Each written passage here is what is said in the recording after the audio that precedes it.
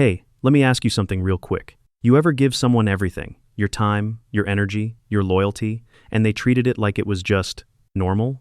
Like it was nothing special? Like you were just supposed to be there? And then the moment you got tired, the moment you stopped showing up the same way, the moment you quietly started putting yourself first, suddenly they noticed you exist. Funny how that works, right? Here is the thing nobody wants to say out loud. People do not wake up one day and decide to value you.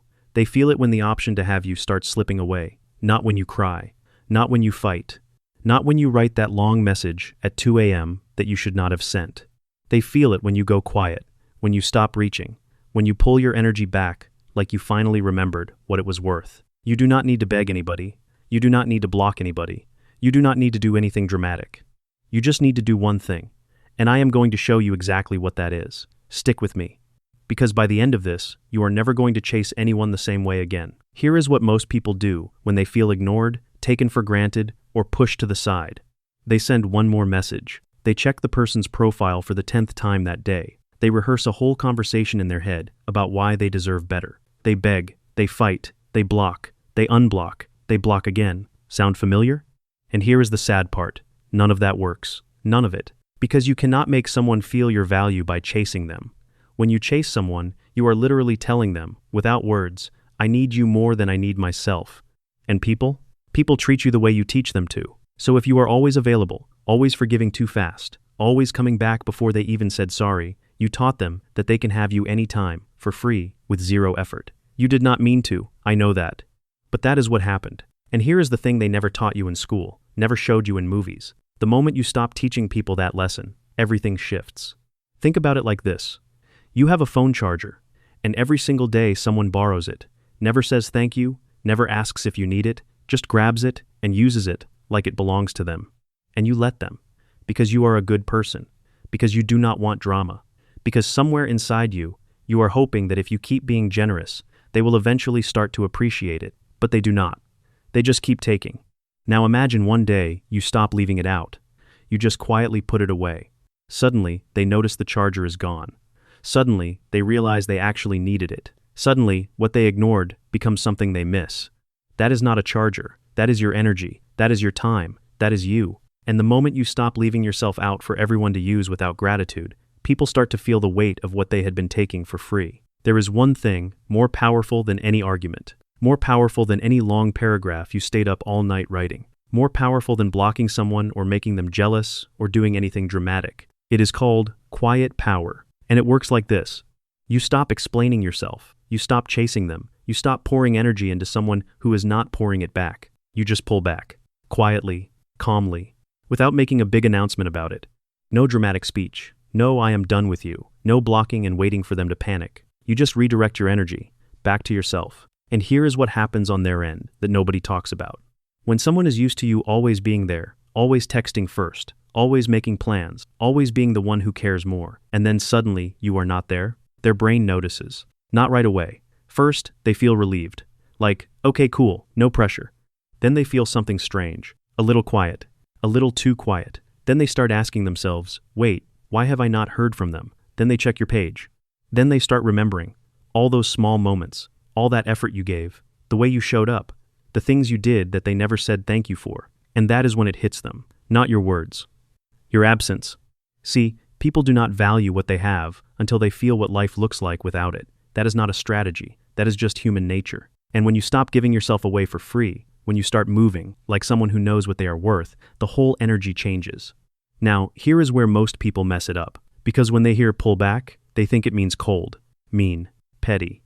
Like you have to act like you do not care just to make someone feel bad. That is not it. That is not even close. Quiet power is not about playing games. It is not about making someone suffer. It is not revenge with a pretty name. Quiet power is what happens when you finally decide that your peace matters more than their attention. It is when you stop making yourself small to fit into someone else's comfort zone. It is when you realize that begging someone to treat you right is the same as buying a gift for someone who robbed you. You do not beg for things that should be given freely. You do not fight for a seat at a table that was not built for you. You just get up, quietly, and you go build your own table. That is what quiet power looks like. And here is the beautiful part. When you do this for real, not as a strategy, not to make them miss you, but because you genuinely decided you deserve better, that is when everything changes. Not just with them, with everyone around you. Because energy is real, people feel it. When you walk into a room full of peace, instead of desperation, people notice. When you stop seeking validation and start giving it to yourself, others want to give it to you too. When you stop shrinking, you start attracting. Let me walk you through exactly what happens to that person after you go quiet, because this is important. You need to understand this so you do not break too early. Stage 1. They feel nothing. This is the part that hurts you the most, because you pulled back and they just seem fine. Living their life, posting on social media, going out, laughing, and you think, see, they never cared. But wait. Stage 2. They start to wonder. This one comes quietly. Maybe a few days later, maybe a week, maybe more. But they start to notice that something feels different. They scroll past your name and you have not messaged. They go to do something and think of telling you and stop. They check if you watched their story. And when you did not, they check again. Stage 3.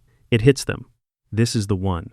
This is when they feel the full weight of what they had. Because now, it is not just your absence. It is the comparison.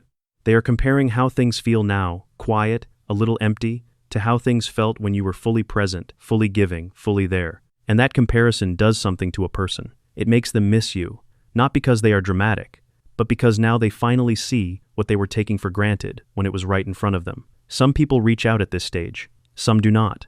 But either way, you have already won. Not because you beat them, but because by the time they reach stage 3, you have already started healing, you have already started growing, you have already started becoming someone even better than who they lost.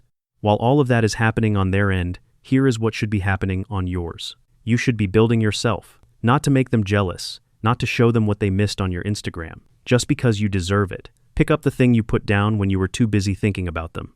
Go back to your goals, your sleep, your friends, your joy. Start waking up and asking yourself, what do I want to do today? Not, have they texted me yet? And I know that sounds easy to say. It is harder to do, especially when someone has been a big part of your days, your thoughts, your habits. Because here is what nobody tells you about moving on. The hardest part is not the big moments. It is not the anniversaries, or the birthdays, or the nights when you are alone and the room feels too quiet. It is the small ones. It is reaching for your phone to tell them something funny that happened. It is hearing a song that takes you right back. It is the random Tuesday afternoon when nothing is wrong, but somehow everything still feels off. Those moments are going to come. And when they do, you do not fight them. You just let them pass, like clouds. You see them, you feel them, and then you keep moving. Because healing is not a straight line. It is not a decision you make once and then it is over. It is 100 small decisions, 100 small moments where you choose yourself again and again and again. Until one day you realize you are not choosing yourself out of discipline anymore. You are doing it because it actually feels good, because you actually like who you are becoming. But here is something real that nobody wants to admit. Most of the time, we do not miss the person. We miss the feeling they gave us. We miss feeling chosen, feeling wanted, feeling like we matter to someone. And here is the most powerful thing you can do right now. Start giving those feelings to yourself. Choose yourself first. Show up for yourself the way you showed up for them. Want better for yourself the way you wanted better from them. Because here is the truth. The moment you stop needing someone else to make you feel whole, you become magnetic. Not fake confident. Not look at me energy. Just whole, complete, quiet, and strong. And that kind of energy, people feel it from miles away. Now I want to say something that might feel a little uncomfortable, but it is important. Sometimes the person who needs to feel this is not someone who hurt you. Sometimes it is you. Sometimes we are so used to seeking approval, so used to needing validation, so used to making others comfortable at the cost of our own peace, that we have become strangers to ourselves. We do not even know what we like anymore, what we want, what makes us feel good when nobody is watching, because we have been so focused outward, and quiet power fixes that too. When you stop spending all your energy managing how others see you, you start seeing yourself clearly. You start hearing your own voice again. You start making choices based on what you actually want, not what will keep the peace, not what will make them stay, not what will make you look unbothered on the outside while you are falling apart inside. Real quiet power is not a move you pull on other people. It is the thing you build inside yourself. It is the deep knowing that you are enough, that your presence is a gift, not a given, that anyone who gets access to your energy should feel lucky, not entitled. And when you truly believe that, you never have to beg again. You never have to block anyone to feel free. You never have to do anything dramatic to feel powerful, because the power was already yours. You just stopped giving it away. Okay, let us make this practical. Because motivation without action is just a good mood that fades. First thing, stop the habit. Whatever habit connects you to their energy, checking their page, rereading old messages, bringing them up in every conversation, stop it. Not forever, just right now. Break the loop. Second thing, fill the space. Every time you feel the urge to reach out, do something for yourself instead. Go for a walk. Text a friend you have been ignoring. Work on something you care about. The urge will pass, and you will feel better for not giving in to it. Third thing, stop explaining yourself. You do not owe anyone a speech about why you are pulling back. You do not have to announce that you are done. You do not have to defend your peace. You just quietly choose it. Every single day. Fourth thing, notice the shift. After a few days, sometimes a week, notice how you feel. A little lighter? A little more like yourself? That is not nothing. That is everything. That feeling is the signal that you are moving in the right direction. Fifth thing, keep going even when it gets hard. There will be a moment, maybe when they finally do reach out, or maybe when they do not, where you will feel the pull to go back to old patterns. Do not. That moment is the test, and passing it is how you grow. So let me leave you with this.